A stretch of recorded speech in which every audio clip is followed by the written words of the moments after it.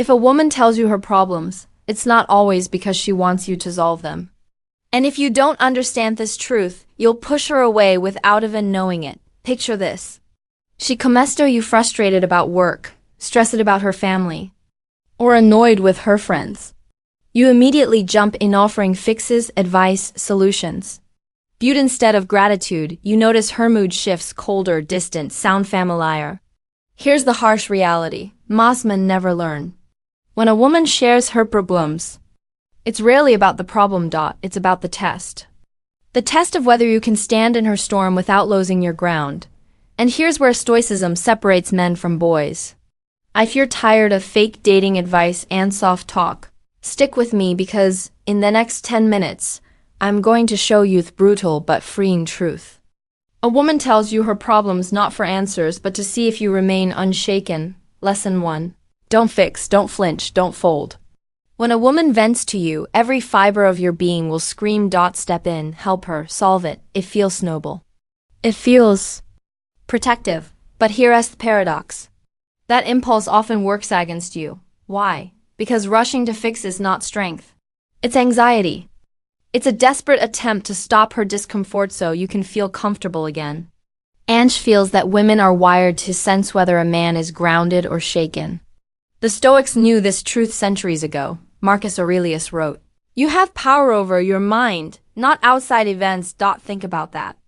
Her frustration, her problem, her complaint, that's a outside event. It's not yours to control. Your real role is to control yourself, to hold steady while she stirs waters." And here's the brutal reality. If every time she comes with jows you, scramble to fix it, she sees a man controlled by her moods. And a man controlled is a man who cannot lead. And if you can't lead, she cannot fully respect you. So what do you do instead? You breathe. You listen. You nod. You might even say, "I hear you," but you didn't bend. You don't get dragged into the storm. Because here's what happens when you remain calm. She feels something deeper than a quick solution. She feels safety. She feels your steadiness. And that's what she truly craves. Not another problem solver, but an anchor. So remember this mantra. Don't fix. Don't flinch. Don't fold. Your strength is not in solving every problem. Your strength is in being the calm. No problem can move. Lesson 2. She wants a rock, not a repair. Man, picture the ocean during a storm. The waves thrash. The sky cracks open. The wind howls. In that chaos, what matters most? Another wave crashing and out off control, or the lighthouse? The fixed point that never moves? That's the choice every woman unconsciously makes when she shares her problems with you. She's not asking for another wave. She's looking for the lighthouse. When she tells you about her stress at work, her fight with a friend, or her doubts about life, she's not looking for you to roll up your sleeves and rearrange her world. She's quietly asking, "Can he stand strong while I unravel for a moment?" Because here's the truth that men miss. When you rush to fix, you accidentally tell her, "I can't stand your emotions unless I make them go away." That makes her feel like a burden. And worse, it tells her that her caves controls you. But when you stand calm, when you simply listen, when you allow her to feel without trying to rescue her, that's when you become magnetic. You become the man she can lean on without fear of him crumbling. The Stoics compared this to a mountain. Storms may slam against its face, but the mountain doesn't move. Seneca himself wrote that misfortune is no evil because a wise man endures it. Apply that to relationships. Her problems aren't evil, and you don't need to erase them. You need to endure them with quiet strength because at the end of the day, she doesn't want a repairman for every little inconvenience. She wants a man who is unmoved by inconvenience. A rock, a lighthouse, they're a kind of man she feels safe in auto collapse into. Lesson 3. Tests off masculinity disguised as complaints. Most men think a woman's complaints are just emotional noise. She's nagging gagging. She's overreacting. She's never satisfied. But here's the hidden truth. Every time she shares a problem with you, she's not only expressing herself, she's also testing you. Think of it like sparring in a dojo. The punches aren't meant to destroy you. They're meant to see if you can hold your stance. Every complaint, every sigh, Every frustrate word is a jab. She's not asking, can you fix this? She's asking, can you handle me at my worst without losing yourself? And here's where men fail. They either crumble into frustration, snapping back at her, or they drown in her emotions, matching her stress with their own. Both reveal weakness. Both shows she can shake your core. The Stoics understood life itself as a series of tests. Epictetus said, difficulties show a person's character in the same way. Her complaints reveal your character, not hers, yours. Will you be a boy who reacts or a man who remains still? Because here's the brutal outcome. When she sees you fold under small frustrations, she can't trust you with the big ones. If you can't endure her venting about her coworker, how will you protect her when life actually collapses? But when you stay composed, when you listen, nod, maybe even smile lightly, you pass the exam. She feels that you are unshakable, that you can absorb her storm without becoming the storm. And that quiet strength speaks louder than any solution you could ever offer. So the next time she throws your hat looks like a complaint, don't see it as an attack.